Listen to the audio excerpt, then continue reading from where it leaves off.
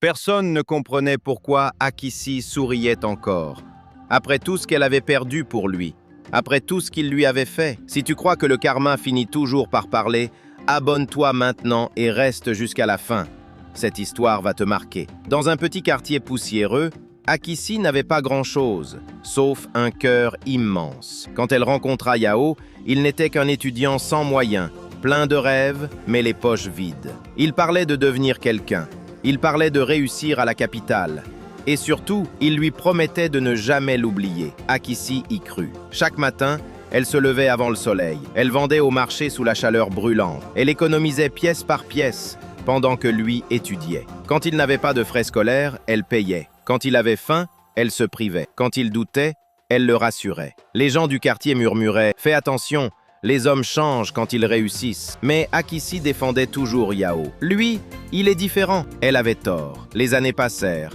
Et un jour, la nouvelle tomba. Yao avait réussi. Il partait pour la capitale. La veille de son départ, Akissi pleurait de joie dans ses bras. « Quand je serai installé, je viendrai te chercher.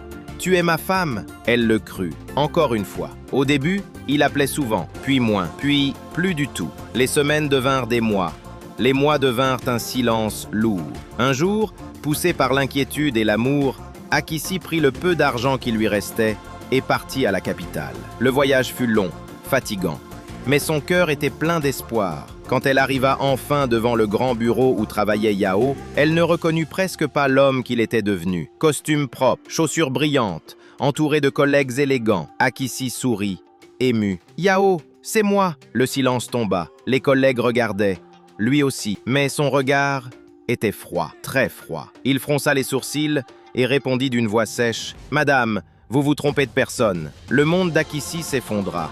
Elle crut qu'il plaisantait. « Yao, c'est moi, Akissi !» Il recula légèrement, comme honteux d'être vu avec elle. Puis il lâcha, devant tout le monde. « Je ne connais pas cette femme. » Les regards se mirent à peser, les murmures à monter, les rires à percer le silence. Ce jour-là, quelque chose se brisa en Akissi.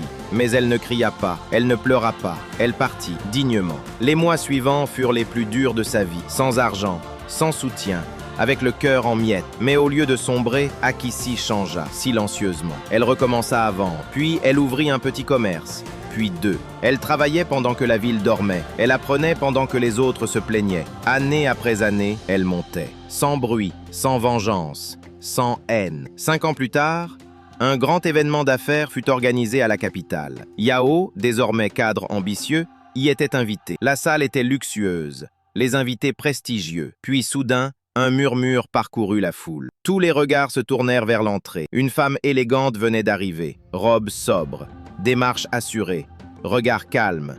C'était Akissi, mais plus personne ne voyait la vendeuse du quartier. Elle était devenue l'une des entrepreneurs les plus respectées de la région. Quand leurs regards se croisèrent, Yao pâlit. Pour la première fois, c'est lui qui baissa les yeux. Akissi passa près de lui. Elle s'arrêta une seconde, juste une seconde, et dit doucement « Monsieur, vous vous trompez de personne ». Puis elle continua son chemin, sans colère, sans cri, juste avec dignité. On peut trahir un cœur sincère, mais on ne peut pas empêcher une femme déterminée de se relever. Parce que parfois, la plus grande revanche, c'est de réussir en silence.